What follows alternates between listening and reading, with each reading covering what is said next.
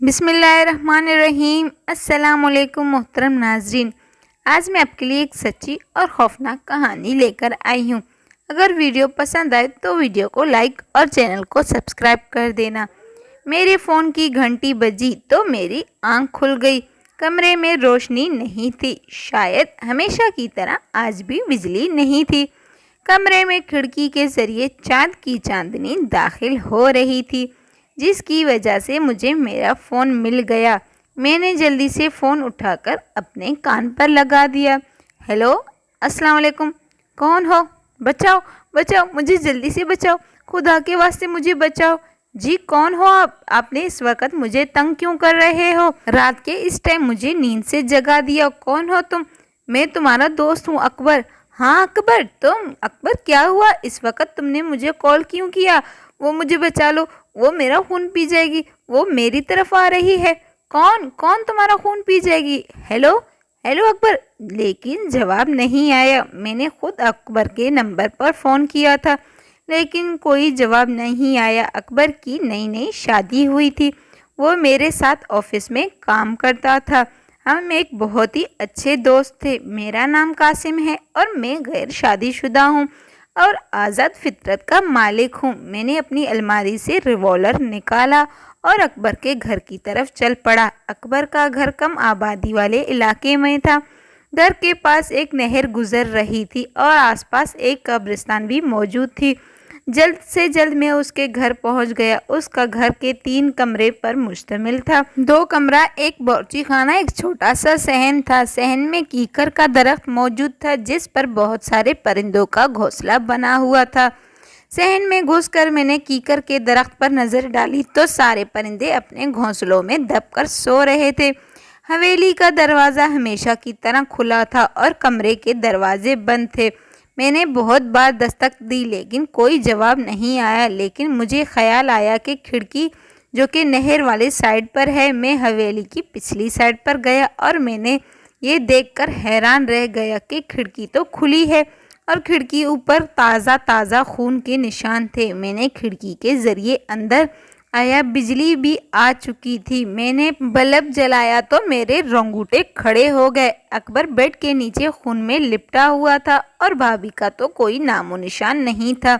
मैंने अकबर को चेक किया और वो तो इस दुनिया को छोड़कर जा चुका था। मैंने खून के धब्बों पर मेरी नज़र पड़ी, जिसमें उस कातिल के पाँव के निशान बने हुए थे। वो पाँव के निशान ज़मीन पर फैले हुए थे। खून के ज़रिए जब मैंने देखा वो खिड़की से बाहर गया है और खून के निशान सारे ज़मीन पर फैले हुए थे। उसके बाद मैंने पूरे घर की तलाशी ली, लेकिन भाभी कहीं भी नहीं मिली। हो सकता है वो भाभी को साथ में ले गया हो। मैंने खून के ज़रिए पाँव के निशानों का पीछा करते हुए खिड़की से बाहर आया और मैंने थाने कॉल कर दी, सारी हकीकत बता दी। पाँव के निशान टूच के ज़रिए साफ नज़र आ रहे थे, लेकिन ये क्या है? निशान तो नहर में जा रहे हैं। हो सकता है वो कातिल इस नहर को पार करके दूसरी साइड पर गया हो, लेकिन मैं इस नहर को पार नहीं करूँगा। 1 किलोमीटर चल के मैंने नहर के दूसरी साइड पर आ गया और पाँव के निशान तलाश करने लगा। जल्द से जल्द मुझे पाँव के निशान मिल गए। ये पाँव के निशान कब्रिस्तान की तरफ जा रहे थे। मुझे कब्रिस्तान से डर लगता है। तभी अचानक मेरे कानों में पुलिस की गाड़ी की आवाज़ आई। मैंने फिर वापस अकबर के घर की तरफ जाने का इरादा कर लिया। मैंने पुलिस को बताया वो पाँव के निशान कब्रिस्तान की तरफ जा रहे हैं, लेकिन मैं कब्र में नहीं जाऊंगा। अगर आपको चलना है तो मैं आपके साथ चलूंगा। कब्रिस्तान के अंदर वो कातिल भाभी को लेकर कब्रिस्तान की तरफ गया है। इंस्पेक्टर ने अपने साथ 2 आदमी लिए और बाकी घर की तलाशी कर रहे थे। हम कब्रिस्तान में दाखिल हुए। कब्रिस्तान बहुत ज़्यादा पुराना और कदीम लग रहा था। मैं कब्रिस्तान में पहले कभी भी नहीं आया था। ये कब्रें टूट फूट कर शिकार थी। अब हमें पाँव के निशान बिल्कुल भी नहीं मिल रहे थे। फिर हम लोग इधर उधर घूमने लगे, लेकिन पाँव के निशान गायब हो गए थे। फिर इंस्पेक्टर ने कहा अकबर की किसी से ज़ाती दुश्मनी थी या फिर कारोबारी दुश्मनी थी। इंस्पेक्टर साहब, अकबर तो बहुत शरीफ और नेक इंसान था, इसकी भला किसी से दुश्मनी क्यों होगी? अच्छा, अकबर की तो भला शादी कहाँ हुई और कब हुई थी? उसने बैंक से छुट्टी ली थी सर, सुबह उसकी हाजिरी थी। सना से पहली बार उसकी मुलाकात एक पार्टी में हुई थी। गोया उस बात को 2 हफ्ते हो गए हैं सर। अच्छा, तो 2 हफ्तों के अंदर इन दोनों ने शादी भी कर ली। सना इस दुनिया में अकेली रहती थी, उसके माँ बाप फौत हो चुके थे, इसीलिए उसके चचा ने उसे पाला था। उसके चचा ने शादी में देर नहीं की। अच्छा, वो लोग कहाँ रहते हैं? वो लोग भी इसी शहर में रहते हैं। वो लोग भी हमारी तरह शरीफ लोग हैं। मैं शादी के दिन भी उसकी फैमिली से मिला था। वो लोग बहुत ज़्यादा अच्छे हैं और नेक दिल हैं। तभी अचानक पीछे से इंस्पेक्टर ने आवाज़ दी, इंस्पेक्टर साहब, यहाँ एक लड़की पड़ी है। हम लोग वहाँ चले गए। वहाँ पर बहुत सारे दरख्त थे। दरख्त के बीच में भाभी सना पड़ी हुई थी। मैं ये देखकर हैरान रह गया। वो निशान भाभी के पाँव के थे, क्योंकि अब वो खून उनके पाँव में जम चुका था और वो बेहोश हो चुकी थी। इंस्पेक्टर ने गाड़ी वाले को फ़ोन कर दिया। वो गाड़ी लेकर कब्रिस्तान में बराबर आकर खड़ा हो गया। हम लोग भाभी को उठाकर कब्रिस्तान से बाहर गाड़ी की तरफ लेकर आ गए। भाभी बहुत देर से बेहोश थी। जब इन्हें होश आएगा तो वही बताएंगी अकबर का कातिल कौन है और वो कब्रिस्तान में कैसे आई थी। मैं अकबर के कफन दफन में मसरूफ़ था। अकबर का भाई और बाप बहुत ज़्यादा परेशान थे। वो भी गांव से आए थे। अकबर के बड़े भाई तो उनसे बहुत ज़्यादा मोहब्बत करते थे। अकबर के बाप का भी बुरा हाल था। वो अपने बेटे के लिए रो रो कर बुरा हाल होता जा रहा था। वो अपने बेटे की ज़िद के आगे चुप थे। अकबर ने ही ज़िद किया था। वो शहर आए, शादी की और बैंक में जॉब कर लिया। सना भाभी पर शक कर रहे थे। वो तरह तरह की बातें कर रहे थे। शादी को कुछ दिन हुए हैं और अकबर अभी तक छुट्टियां भी ख़त्म नहीं हुई, तो सना भाभी पर शक कैसे कर सकते हैं?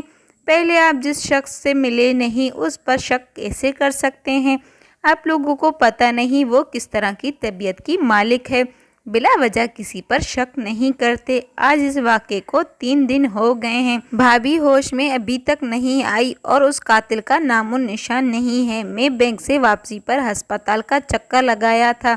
अकरम भाई और अकबर की वालदा अस्पताल में मौजूद थी। उनको पता था कि भाभी के ज़रिए कातिल का पता चल सकता है और वो हमेशा वहाँ पर मौजूद थे। 3 दिन तक पुलिस के 2 सिपाही वहाँ पर हर पल मौजूद थे अपनी ड्यूटी पर। हमेशा की तरह मैं फारिग होकर थाने चला गया। इंस्पेक्टर ने मेरी मुलाकात हो गई। खान मेरा क्लास फेलोज था। जब मैंने उसे सारा वाक़या बताया तो वो परेशान रह गया और सोचने लगा। कुछ देर बाद बोलने लगा, इस तरह के पहले भी 3-4 केसेस हुए हैं। क्या मतलब है इस तरह के 3-4 केसेस का? इसका क्या मतलब है? कम आबादी वाला इलाका और उस घर में पहले भी अकेला ही रहता था और शादी भी अचानक और एक अनजान लड़की से हो गई। ये बात तो सही है, लेकिन सना भाभी तो बहुत अच्छी है, काफ़ी खिदमत करती थी अकबर भाई की। वो कहाँ है? वो जिंदा है? हाँ, वो जिंदा है। वो अस्पताल में बेहोश पड़ी है। चलो फिर हम लोग अस्पताल चलते हैं। जब हम लोग अस्पताल पहुँचे, अकरम भाई वहाँ पर मौजूद थे। अकरम भाई, क्या भाभी को होश आ गया? नहीं, अभी तक होश नहीं आया। अभी टेस्ट हो रहे हैं। वो थिएटर रूम में है।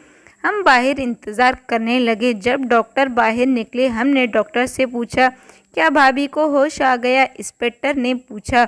मरीज़ा कैसी है? फिर डॉक्टर साहब ने बताया, वो अभी बिल्कुल ठीक है, थोड़ी देर के बाद होश आ जाएगा। खान ने डॉक्टर से पूछा, क्या हम मरीज़ा से मिल सकते हैं? तो डॉक्टर ने कहा, हाँ मिल सकते हो। हम तीनों कमरे में चले गए तो खान गौर से भाभी को देख रहा था। ये सना भाभी हैं, अकरम ने कहा। तो खान कहने लगा, मैं इन्हें जानता हूँ। आप इन्हें जानते हैं? हाँ, तुम मेरे साथ बाहर आओ। जब मैं उनके साथ बाहर निकला, एक साइड पर खड़े होकर वो मुझे कुछ कहने लगा। ये सना है, ये वही लड़की है। ये हमें कहीं भी नहीं मिल रही थी। हर कत्ल होने वाले दूल्हा के साथ इसी की तस्वीर मिली। ये लड़की मुझे पहली बार मिली है। तुम ये क्या कह रहे हो? सना भाभी अकबर की कातिल है। ये मैं नहीं कह रहा, मैं शक के तौर पर कह रहा हूँ। तुम्हें पता है, शादी के पहले दिन जो तस्वीरें खींची जाती हैं वो शादी के 1 हफ्ते बाद मिलती हैं, लेकिन इस बार वो पता नहीं कैसे पकड़ी गई। अकबर ने कत्ल के दौरान मुझे फ़ोन किया था। मैं फ़ौरन निकला घर से। 5-10 मिनट में उसके घर पहुंचा। शायद उस वक़्त ये अपना काम करके वहां से निकली होगी, लेकिन मैं इसका पीछा कर रहा था। मुझे पता नहीं मैं किसका पीछा कर रहा हूँ। मैं उन खूनों के निशाने के ऊपर जा रहा था। जब वहाँ पर पड़े इंस्पेक्टर साहब ने कहा, स्टेशन फ़ोन किया और कहा 2 लेडीज़ पुलिस भेज दिए जाएं, तो मैंने खान से कहा अगर ये चक्कर है तो हमें किसी दम दारू वाले से बात करनी चाहिए। हाँ, तुम बिल्कुल ठीक कह रहे हो। मेरा एक जानने वाला जो दम दरूद करता है, मैं उससे जल्दी से राब्ता करता हूँ। जल्दी लेडीज़ पुलिस और हम लोग एक बुज़ुर्ग के पास चले गए। बुज़ुर्ग का नाम पीर बाबा शाह मुनव्वर था। हम उसके पास गए। वो बहुत नेक दिल आदमी था। उसका आस्ताना हमेशा हुजूम में रहता था। खैर, हमने पहले कॉल की थी, वो हमारे इंतज़ार में था। हमने खान से सारी हकीकत पीर बाबा को बता दी। वो आंखें बंद करके अमल कर रहे थे। तो हमें क्या पता चला, उस लड़की की हकीकत या उस लड़की का खात्मा करने चाहते हो? उस लड़की को यह सख्त से सख्त सज़ा देना चाहते हो? पीर बाबा, ये पहले आप ये बताएं, वो लड़की है कौन? वो ऐसा क्यों कर रही है? वो ना ही मुकम्मल इंसान है और ना ही मुकम्मल चुड़ैल। एक इंसान और चुड़ैल के मिलाप से पैदा हुई है, यानी चुड़ैल की बेटी है और उसका बाप एक इंसान है। इसकी माँ को किसी हिंदू ने चिल्ला काट कर कैद कर लिया था। इसकी परवरिश इसके चचा ने की थी। इसके चचा को इस बारे में अभी तक इल्म नहीं था। वो इस लड़की की बार बार शादी करवा रहे हैं। उन लोगों को इस पर शक नहीं हो रहा था। अब वो लोग देख रहे हैं उस चुड़ैल की बेटी बहुत मासूम और भोली भाली पैदा हुई है। हर कोई इस पर एतबार कर लेता है। वो अपना शिकार खुद ढूंढ लेती है। 3-4 दिन अपना खुराक खाती है। जब उसकी चुड़ैल वाली आत्मा जाग जाती है तो वो अपना शौहर का खून पी जाती है और हफ्तों तक गायब रहती है। जब उसके चचा को इल्म होता है तो उसे थाने अस्पतालों के चक्कर लगाने पड़ते हैं। ना जाने कहाँ कहाँ उसे ढूंढता है। जब वो मिलती है तो एक नई कहानी बना देती है। फिर कुछ हफ्तों तक घर में गुजार लेती है। जब ताज़ा दम होती है तो अपने एक नए शिकार को तलाश करने निकलती है। तो क्या हर बार उसके चचा उसे जहेज देते हैं? और अब तक होश में क्यों नहीं आई? मैंने पहले भी कहा था वो इंसान और चुड़ैल की बेटी है, इसीलिए उसमें इंसानी थकावट भी महसूस हो रही है। रात जब वो अपना शिकार करके खिड़की से भाग रही थी तो उसे नहर पार करनी पड़ रही थी। उसे लग रहा था कोई उसका पीछा कर रहा है। तभी वो दरख्त से टकराकर नीचे गिरकर बेहोश हो गई। पीर साहब, अब हमें इसके साथ क्या करना चाहिए? आप लोग बताएं, आप इसके साथ क्या करना चाहते हैं? क्या आप इसे जिंदा रखकर सजा देना चाहते हैं या इसे मार देना चाहते हैं? पीर बाबा, इस पर गोली असर करेगी। हाँ, गोली असर करेगी, लेकिन ज़रूरी नहीं गोली असर करे।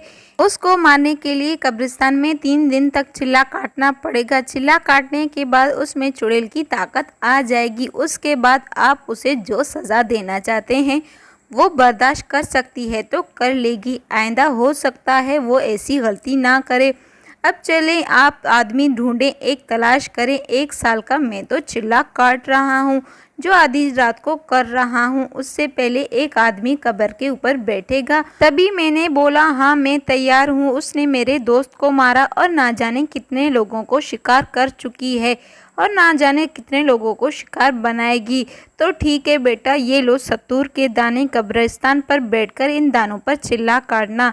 हसार से बाहर निकलना नहीं। मेरी तरफ देखो, मैं खुद भी आ जाऊं तो कब्रिस्तान में तुम मुझसे बात नहीं करना। ये तरीका अमल करना पूरा पड़ेगा। दिन में भी किसी से बात नहीं करना। मैंने बैंक से छुट्टी ली और पी बाबा के कहने पर अमल किया, लेकिन मेरा दिल तस्लीम नहीं कर रहा था। सना भाभी भी कातिल हो सकती है। वो एक चुड़ैल की बेटी हो सकती है। रात का वक़्त था जब मैंने फ़ोन पर घंटी बजी और मेरी आंख खुल गई। तभी मुझे इत्तला मिली सना भाभी अस्पताल से भाग चुकी हैं। मैंने उस वक़्त इंस्पेक्टर से बात की, लेकिन इंस्पेक्टर ने कहा हमें भी कुछ पता नहीं चल रहा। भाई, ये तुम्हें चिल्ला करना पड़ेगा और ज़रूर करना पड़ेगा। ये काम ऐसा है कि वो किसी की जान भी ले सकती है। मैं सुबह उठा और बैंक चला गया। बैंक से 5 दिन की छुट्टी ली और सीधा इंस्पेक्टर के पास चला गया। भाई, तुमने छुट्टी ले ली? हाँ भाई, मैंने छुट्टी ले ली। अच्छा, तुम बैठो, चाय पी लो। इसके बाद हम सना भाभी के चचा के घर चलते हैं। फिर मुझे उसका घर अच्छी तरीके से याद था। जब हम लोग वहाँ गए तो किसी पड़ोसी से पता चला कल रात जहांगीर साहब का इंतकाल हो गया। सब लोग उसको दफन करने اس کے آبائی گاؤں چلے گئے ہیں۔ کیا ثنا بھابھی بھی ان کے ساتھ ہے؟ ظاہری سی بات ہے، ثنا باجی تو جہانگیر صاحب سے بہت محبت کرتی تھی، اسی لیے وہ بھی ان کے ساتھ چلی گئی ان کو دفنانے کے لیے۔ انسپکٹر خان نے پوچھا، ان کا گاؤں کہاں ہے؟ ان کا گاؤں لال سندر والا موٹر وے کے ساتھ فیصل آباد سے آگے۔ ہم سب سے پہلے پیر صاحب کے پاس گئے۔ اس نے کہا، اس بات کا فائدہ اٹھا لو قاسم، آج رات تم اپنا چلہ اسٹارٹ کرو۔ انسپکٹر خان، تم بے شک اس کے پیچھے اس کے گاؤں چلے جاؤ، اگر وہ وہاں ہوئی یا نہ ہوئی تو مجھے اطلاع ضرور کر دینا، میں اپنے عمل کے ذریعے پتہ کر لوں گی وہ کہاں ہے۔ ٹھیک ہے پیر صاحب، آپ جیسا کہتے ہیں، ہمارے سر آنکھوں پر ہے۔ پھر میں رات کو قبرستان چلا گیا اور صحیح جگہ تلاش کرنے لگا۔ جلد ہی مجھے پرانے درخت کے نیچے ایک پرانی قبر ملی۔ میں نے اپنا نشان لگا کر چلا آیا۔ میں کھانا کھا کر سو گیا۔ میری آنکھ شام کو 5 بجے کھلی۔ اب اندھیرا ہونے میں کچھ دیر باقی تھا۔ میں نے جلدی سے اپنی جگہ پر آ گیا۔ میں نے وہاں پر گھیر کھینچی اور بیٹھ گیا۔ پہلی رات سکون سے گزری۔ انسپکٹر خان ثنا کے گاؤں گیا، لیکن میں دن کو سو گیا تھا۔ دن بھر بہت ساری کالیں آئیں، لیکن میں نے اٹھائی نہیں۔ میں شام کے وقت اٹھا، کھانا وغیرہ کھا کے پھر قبرستان کی طرف چلا گیا، اپنی جگہ پر گھیر کھینچ کر بیٹھ گیا۔ آج موسم بہت خراب لگ رہا تھا، چاند کا کوئی نام و نشان نہیں تھا، ہوا تیز سے تیز ہوتی جا رہی تھی۔ موسم اتنا خراب تھا کہ مجھے چلہ کاٹنے میں بھی دشواری ہو رہی تھی۔ میں حیران پریشان ہو گیا۔ میں جب گھر سے نکلا تو موسم بالکل ٹھیک تھا، جب میں قبرستان میں قدم رکھا تو موسم بہت زیادہ خراب ہو گیا ہے۔ یہ کیا ماجرا ہے؟ خیر، میں عمل کرنے لگا۔ تبھی آسمان پر بجلی زور زور سے چمکی اور بادل شور کرنے لگے تھے اور ہوائیں بہت زیادہ تیزی سے ہوتی جا رہی تھی۔ مجھے عمل کرنے میں مشکل ہو رہی تھی اور ساتھ میں بارش بھی شروع ہو گئی۔ یہ کیا ہو رہا ہے؟ جہاں میں نے لکیر کھینچی تھی اس سے باہر بارش ہو رہی ہے، جہاں میں بیٹھا ہوا ہوں وہاں بارش کا کوئی ایک بوند بھی نہیں آ رہا۔